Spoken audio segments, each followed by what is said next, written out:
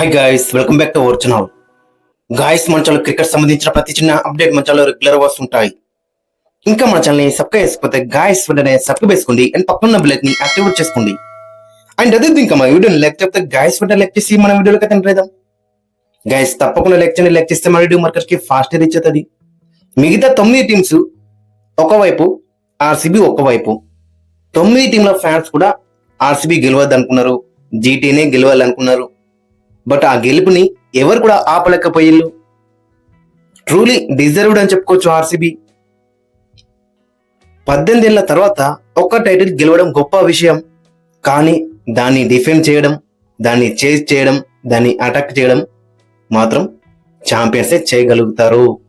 IPL 2026 లో RCB అదే చేసి చూపెట్టింది. రాయల్ ఛాలెంజర్స్ బెంగళూరు ఈ సీజన్ మొత్తం డామినేషన్ చూపించింది.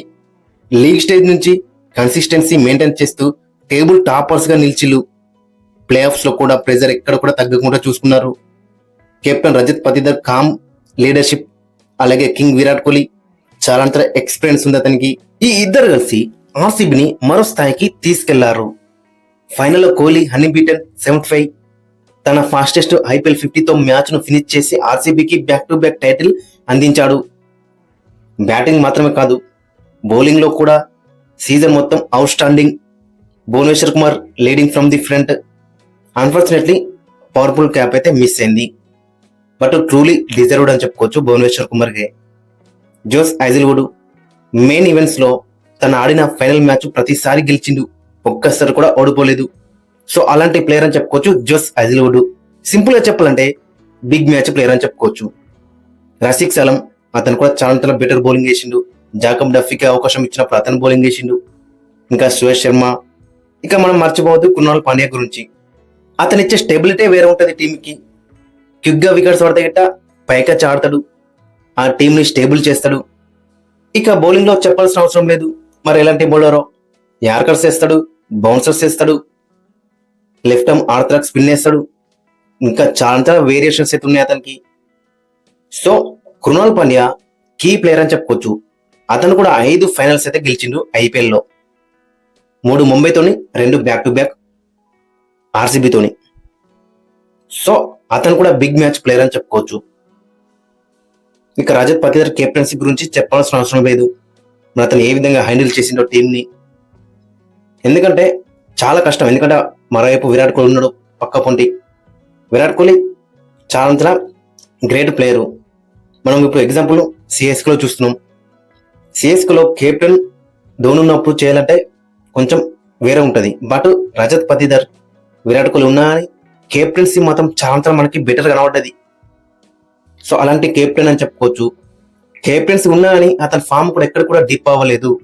సో అది మెయిన్ ఇంపార్టెంట్. ఏ కెప్టెన్ కైనా కానీ ఆ కెప్టెన్సీ ప్రెజర్ అయితే పడద్దు మీద. పడితే గిట్ట అతను ఫామ్ అయితే పోతుంది, original form. So Rajat Patidar ఆ కెప్టెన్సీతో పాటు తన పర్సనల్ ఫామ్ కూడా చాలా గ్రాఫ్ అనేది పెరిగిందని చెప్పుకోవచ్చు. క్వాలిఫైర్ 1 మ్యాచ్ లో మనం చూసాం కదా మరి ఏ విధంగా కొట్టిండో. సో కాబట్టి ఆ కెప్టెన్సీ ప్రెజర్ ఎక్కడ కూడా మనకైతే కనవలేదు. సో అది ఇంపార్టెంట్ అని చెప్పొచ్చు ఏ కెప్టెన్ కనే అని. ఇక తర్వాత చూసుకుంటే బ్యాటింగ్ లో టిమ్ డేవిడ్ మంచి ఫినిషర్. ఇక తర్వాత చూసుకుంటే జితేష్ శర్మ దగ్గర ఒక మంచి నాకైతే రాలేదు ఈ సీజన్ లో. అదొకటే వీళ్ళకి కొంచెం disappointment. But overall end of the day చూసుకుంటే ఛాంపియన్స్ అయితే గెలిచిల్లు వీళ్ళు. ఇక పడికల్ గ్రాఫ్ కూడా అమాంతం పెరిగిందని చెప్పుకోవచ్చు. అందరు ఏమన్నారు, మరి టెస్ట్లకి ఓడిఐలకి యూజ్ అవుతాడు, మరి T20లో అంత పెద్ద స్ట్రైక్ రేట్ ఉన్నది, 140 130 ఉంటది అన్నారు. ఇప్పుడు ఏమైంది, అమాంతం స్ట్రైక్ రేట్ పెరిగింది, తన గ్రాఫ్ కూడా పెరిగింది. చాలా కన్సిస్టెంట్ గా రన్స్ అయితే స్కోర్ చేస్తూనే వచ్చిండు.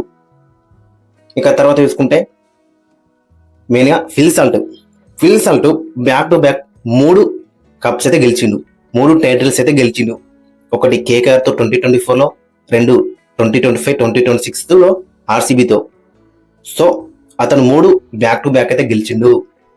తనతో పాటు సురేష్ శర్మ 3 గెలిచిండు, వెంకటేష్ అయ్యర్ 2 గెలిచిండు, అండ్ భువనేశ్వర్ కుమార్ 3 ఫైనల్స్ లో ఆడిన చెప్పుకోవచ్చు బ్యాక్ టు బ్యాక్ 2 గెలిచిండు.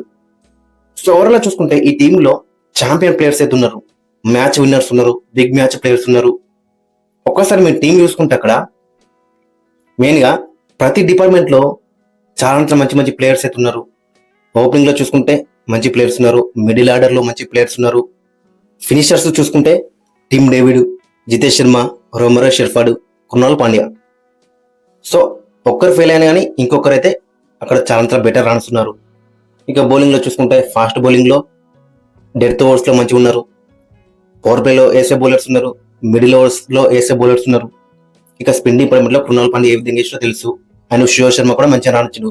ఈ సీజన్ లో స్పిన్నర్లకి ఆర్సీబీ స్పిన్నర్స్ కాదు, ఏ టీంలో స్పిన్నర్స్ అయినా అంత పెద్ద అయితే రాణించలేరు.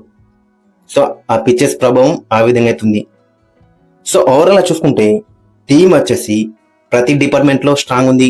ఇదే మెయిన్ రీజన్ అని చెప్పుకోవచ్చు ఆర్సీబీ గెలవడానికి. ఒకటే మెయిన్ రీజన్ వచ్చేసి టీం చాలా బెటర్ కనబడుతుంది. ఫస్ట్ నుంచే మనం చెప్పుకున్నాం ఖచ్చితంగా ఆర్సీబీ ప్లే ఆఫ్స్కి వెళ్తుంది, టాప్ 2లో ఉంటుంది, ఖచ్చితంగా కప్పు కొట్టినా అని ఆశ్చర్య పోవద్దని ఫస్ట్ నుంచి చెప్పుకున్నాం మనం. సో ట్రూలీ డిజర్వ్డ్ అని చెప్పుకోవచ్చు ఆర్సీబీ. మెయిన్ రీజన్ వచ్చేసి ఆర్సీబీ టీం దగ్గర చాలా మంచి మంచి మ్యాచ్ విన్నర్స్ ఉన్నారు, కెప్టెన్ మంచిగా ఉన్నాడు, చాలా ఎక్స్పీరియన్స్ ప్లేయర్స్ ఉన్నారు, పవర్ ప్లే వేసే బౌలర్స్ ఉన్నారు, డెత్ లో వేసే బౌలర్స్ ఉన్నారు, మంచి ఫినిషర్స్ ఉన్నారు.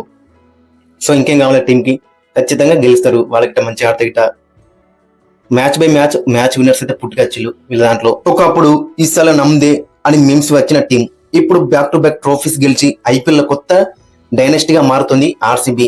గైస్ మరి మీ యొక్క ఒపీనియన్ కింద కామెంట్స్ మెన్షన్. మరి ఆర్సీబీ జర్నీ మీకు ఏ విధంగా అనిపించింది, మరి టైటిల్ అందుకోవడంలో మరి మెయిన్ రీజన్ ఏంటో ఖచ్చితంగా కింద కామెంట్స్ మెన్షన్.